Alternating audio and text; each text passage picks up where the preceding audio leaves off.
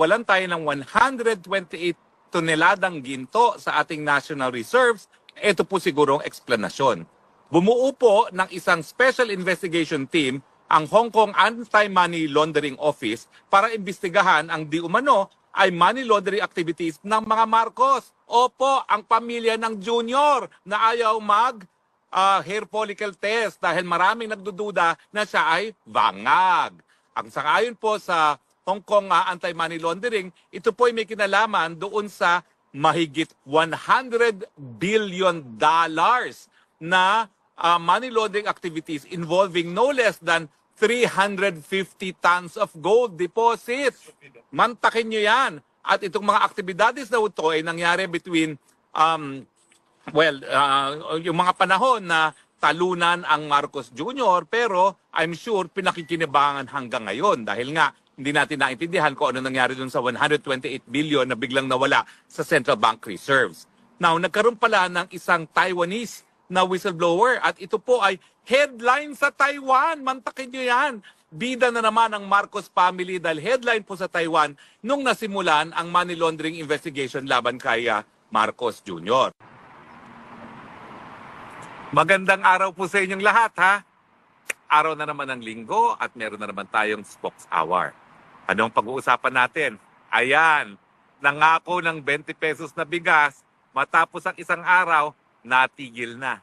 Nasaan na naman ang 20 pesos na bigas?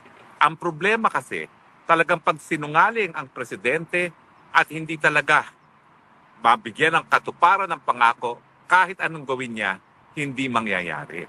Yung 20 pesos na bigas kasi, ang pangako niya, tandang-tanda ko yun, dahil ako'y umakyat sa kanyang entablado, no? Sabi niya, tatanggalin natin yung mga traders, yung mga ibang bagay na nagiging dahilan kung bakit napakataas ang presyo ng bigas.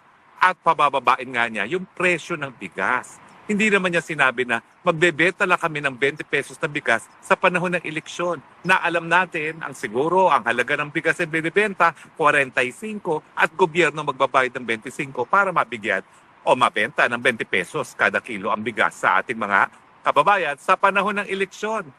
Dalawang bagay ang dahilan kung bakit nila tinigil yan. Number one, napakalaking halaga ang gagastusin ng gobyerno sa panahon na wala na tayong pera. Bakit?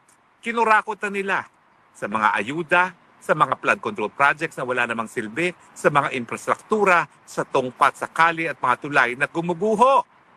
So saan mo pa kukunin yung pera? Pantustos dun sa halaga na 45 bigas na ibebenta mo sa 20 pesos. Siyempre, simple arithmetic yan. Kung wala ka namang pera na inipon at wala kang extra pera na pwedeng gastusin para isubsidize yung 25 pesos, kung ibebenta mo sa 20 pesos kada kilo yung bigas na binili mo ng 45, ubos na rin yung pera. At ngayon, dumating na tayo sa punto, lumalabas na yung ating deficit. Yung halaga ng binibili natin sa labas, napaka-laki kung ikukumpira mo dun sa mga naibebenta natin sa labas. Matindi na po yan, no? Yung ating trade deficit na tinatawag. At siguro sa susunod na Spokes Hour, pag-usapan natin kung anong ibig sabihin yan, na mas malaki yung linalabas nating halaga kaysa doon sa kinikita nating halaga. Well, simple lang po yan. No? Tayong mga ordinaryong pamilya, kapag syempre, ang ginagastos natin mas malaki sa kinikita natin, saan mo kukunin yung balanse? Utang, utang, utang. At kapag kayo umutang na umutang, ay naku, dating ng punto, unang-una, baka wala na magpautang sa'yo dahil hindi mo na mabayaran. Pangalawa, syempre, kakagat ka sa mas mataas na mga interest rates. Pero ang punto po, palpak na naman ng Marcos Jr. Talaga naman pong kapag nagsisinungaling, at sinabi naman ni VP Sara, talaga namang alam ni Marcos Jr. na hindi niya madideliver yung 20 pesos kada kilo ng bigas. Sinabi lang yan, bilang pangako, talagang hindi magkakaroon ng katuparan yan. At siguro, ang nangyari nga dito nandyan pa yung batas na hindi po pwedeng mag-vote buying, di ba? Ako yung kauna-unang nagsabi na kapag pinagpatuloy niya yung 20 pesos kada kilo na bigas, na talagang alagay 45 at talaga namang sinasubsidize ng gobyerno ang halaga ng bigas na yan, talagang yan po ay pwedeng maklasify as vote buying. At baka ma-disqualify pa ang lahat ng kandidato ng alyansa. Dahil ang nakikinabang dyan, mga kandidato ng alyansa. Dapat nga siguro, biski isang araw lang yan, may magreklamo pa. Dahil vote buying pa rin yan na isang instance, isang araw. hindi naman ibig sabihin na palibasa tinigil na wala na yung krimen. So ako, tinatawagan ko ng pansin ang legal ng PDP Laban, maghain pa po kayo ng complaint laban sa vote buying, laban sa alyansa. Dahil yung isang araw na nagbenta sila ng subsidized rice, po ay vote buying pa rin. Dapat maparusahan ng matutunan ng leksyon. Kasi yan ang problema sa atin sa Pilipinas. Binabaliwala natin ang mga batas, kaya tuloy, nagkakaroon ng sense of impunity. Ano ibig sabihin ng impunity? Kaya kong gawin yan dahil kami nakapwesto. Wala kaming pananagutan dahil kami nakapwesto. Yung mga kalaban namin, gaya ni Duterte, ni Harry Roque, sila ang titirisin namin dahil kami nakapwesto. Ay hindi po. Ang batas po ay dapat ipatupad sa lahat ng lumalabag, hindi lang sa mga kalaban ng gobyerno, lalong-lalo na kung tanim kaso naman yan. Very briefly ha, yung tanim kaso nila kay Kong Pulong, palpak! Ano ba naman yan? Ang pinalabas naming video ni Maharlika, bangag na humihit-hit ng powdery white substance. Ang pinakita nilang video ni Kong Pulong, di umano, merong tatangkain na saktan. Pero hindi ko naman po nakita na talaga nasaktan yung tao. So, ano yan? Niwala pong kulong yan. Yan ba yung dahilan? Yan ba yung tingin nilang dahilan para hindi manalo muli si Kong Pulong? Ang totoo lang po, basang-basa na ang papel ng mga kalaban ni Kong Pulong at ng pamilyang Duterte sa Davao. Unang-una, mga walang utang na loob. Mantakin mo, tinalaga sa gobyerno ilang beses yung kanilang kamag-anak na tumatakbo ngayon labang kay Tatay Digong. Isang beses, miyembro ng gabinete. Pangalawang beses, miyembro ng isang constitutional commission. Mantakin nyo, matapos na bigyan ng 2 appointment, linabanan ang nag-appoint sa kanya ng 2 beses. Hindi ba walang utang na loob yan? Hindi lang walang utang na loob, walang yapa. And to think, hindi naman sila nakakatakot na pamilya dahil ang ama nila ay kilalang Burlesque King. O, wag niyong kakalimutan mga taga Davao ha. Yung Burlesque King, nakitang hubad-hubad na tumatakbo doon sa isang hotel dahil nahuli na asawa ng babaeng kasama niya. At pinakulong pa yung permista. Anong ginawa ko? Dinala natin sa UN.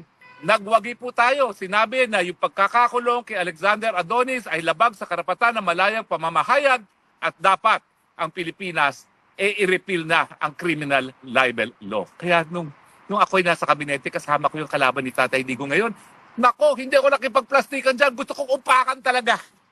Minsan nga, linusob ko yan kasi kung nung ginagawa, linusob ko yan doon sa press briefing room. Buti na lang, pinigil ako dahil talaga sasakalin ko na siya, no? Tako talaga ni minsan, hindi ako naloko na yung pamilyang yan, kung ano ang puno sa ring ng bunga. Walang mabuting gagawin yan. Kaya kita mo ngayon, despite the fact na 2 beses siyang tinalaga sa pinakamataas na posisyon, linabanan pa rin si Tatay Digong. Anong klaseng tao yan? At yung babae, naku, yung babae, binigyan ng programa sa SMNI. Anong ginawa? Matapos na sumipsip para magkaroon na kung ano-anong Biyernes galing sa Mr. Tambaluslos, ayun, tinira yung istasyon na nagpasikat sa kanya. Talaga nga naman kung ano ang puno, yun din ang bunga. Wala rin utang na loob. Bakit makikilala pa siya kung hindi dahil sa SMNI, dun sa show ng SMNI? Hindi! Sino ba siya? Wala naman sila nun Wala na nga sila sa larangan ng politika Binuhay lang dahil tinalaga sila yung kapatid niya ni Presidente Duterte sa kapangyarihan muli. Kaya mga taga Davao, yan bang ihahalal nyo? Kahit ano pang pakita nilang mga video labang kay Kong Pulong, ganyan bang dugo ang gusto nyo mamuno sa inyong syudad? Naku, mahiya naman kayo sa inyong mga sarili kung ganyang tao ang ihahalal nyo bilang iyong alkalde at kongresista. Maiba naman po tayo. Hayan, nangyari na nga ang sabi kong mangyayari. Nawalan po tayo ng teritoryo sa ilalim ni Marcos Jr.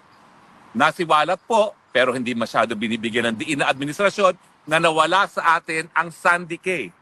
Yung Sandy Cay po yan, nasa loob ng 12 nautical miles ng Kalayaan Island. So kung tayo po ay magwawagi at sasabihin ng hukuman na tayo mayroong titulo sa Sandy Cay, sakop po ang sa Pag-asa Island pala o sa Pag-asa Island at within 12 nautical miles itong Sandy Cay ng Pag-asa Island, kung tayo magwawagi at sasabihin ng hukuman at kinakailangan po dali niyan sa hukuman hanggang hindi po yan nadidesisyonan ng hukuman o ng arbitration, wala pa pong kahit anong legal basis para sa kaninong nag-aangkin sa mga isla na sa kanila nga yung mga islang inaangkin nila. Kinakailangan dali niya sa International Court of Justice o di naman kaya sa binding arbitration na hindi mangyayari sa lalong madaling panahon. No? Pero ang punto, nawala nga po yung islang yan kasi itong Marcos Jr. nagtatapang-tapangan. Ang akala niya, sasaklolo si Tatay Trump sa kanya na kapag siya'y nakipaglaban sa China, I will be there. My support to you is ironclad. Ironclad my ass. Nawalan na tayo ng isla. Nung panahon ni Ramos, nawala sa atin ang Mischief Reef. Panahon ni Noynoy Aquino, nawala sa atin ang Scarborough Shoal. Panahon ni Marcos Jr., nawala sa atin ang Sandy Cay. Pero wag po kayo mag-alala. Miski inkompetente at palpak ang Marcos Jr., ang law naman po sa international law, kung mapapatunayan natin na tayo talaga may titulo sa Pag-asa Island, baliwala po yung pag-occupy ng China dyan kasi nga you cannot gain territory through the use of force.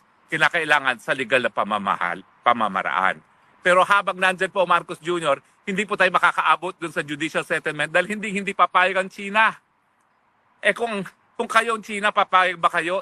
Hawak nyo na yung isla. Sa totoo lang, kapag hindi tumigil itong Marcos Jr. at talagang i-provoke ang China para lang sumaklolo ang Amerika na sa ganung paraan ang Amerika ay susuporta sa kanya, baka pati pag-asa mawala sa atin. Itagaan nyo yan sa bato. Sinasabi ko ngayong araw, pag nagpatuloy itong ginagawa ni Marcos Jr., pati Pag-asa Island kukunin ng China. At kung sa pagkakaakala ni Marcos Jr. na sasaklolo si Tatay Trump, ano nangyayari ngayon sa Europe? Umatras na nga ang Amerika dun sa pag-uusap na kapayapaan sa Ukraine. Bahala na kayong mag-gira-girahan dyan. Bahala ng Europa sa kanyang seguridad. Wala na kaming pakialam dyan. O ano ngayon? Nasaan ang ironclad support na inaasahan ni Marcos Jr.? In the first place, paano ka naman bibigyan ng ironclad support ng Tatay Trump? Galit si Trump sa mga naghihit-hit ng powdery white substance. Inoperan nga niya ang Mexico, gamitin mong hukbong sandatahan ng Amerika para labanan yung mga drug lords. Kamping-kampi si Tatay Trump dun sa war against drug ni Tatay Digong. At kaya nga, galit na galit si Tatay Trump sa ICC. Hindi lang dahil kinasuhan yung mga liderato ng Israel, kundi kinasuhan din si Tatay Digong na talaga namang ginagaya ngayon ni Tatay Trump yung kanyang war on drugs. Gumising ka. Huwag mo tayong karadkarin sa gera para lang makuha ang suporta ng Amerika. Hindi mangyayari yan. Kasi tanggalin mo muna yung bisyo mo. O kung hindi man, patunayang mong nagkakamali kami lahat sa suspensya na ikaw ay bangag. Paano? Sa pamamagitan ng hair follicle test. Pag ikaw nag-hair follicle test at negative yan, baka si Tatay Trump, kamayan ka na. Ano nangyari sa'yo dun sa punta-punta pa dun sa libing ng Santo Papa? Hello? Ang mga Katoliko, kinukonsidera po na talagang ang katawan ay templo ng Panginoon. Hindi dapat nagkakaroon ng mga bisyo. Sarili mong kapatid, nagpahiwatig na talagang kinakailangan, bumalik ka na sa tamang landas. Hair follicle test kung talagang gusto mong tumigil si Harry Roque at si Maharlika na kakawakwak na ikaw ay posibleng bangag. Yun na yun. Pag negative yan, tapos ang usapan. Pero ang punto, ikaw na ang yabang, ikaw na nagtatapang-tapangan, ikaw Marcos Jr. na ginagamit ang China para masuportahan ka ng Amerika, ikaw na naman ang naging dahilan kung bakit nawalan tayo ng teritoryo, kung bakit nawala ang Sandy Cay. That's on you. Sa ating kasaysayan, ikaw ang pangatlong presidente na kung saan nawalan tayo ng teritoryo dito sa West Philippine Sea. At kapag hindi ka pa tumigil, talagang palalayasin tayo ng China sa lahat ng islang hawak natin at tignan natin kung sasaklolo sa iyo mga Amerikano. Sa panahon nga ngayon, linusog na ng Russia yung Ukraine. Ang Ukraine, katabi lang ng Poland. Ang Poland, katabi ng Austria. Europe na yan. Western Europe na yan. Wala nang pakialam ang Amerika. Yung mga bato-bato pa nga yan. Tingin mo, makikialam ang Amerika, yung mga bato-batong yan, na hindi naman sila naniniwala na meron talaga tayong titulo dyan. Paulit-ulit ng sinasabi ng Amerika panahon pa ni Kissinger. Hindi kami naniniwala na may titulong Pilipinas sa mga inaangkin na mga isla sa West Philippine Sea. Paano naman sila magbibigay ng ironclad defense na hindi naman sila naniniwala na dapat panindigan yan? Pero the point is, ito nga Ukraine, full scale invasion ng Russia.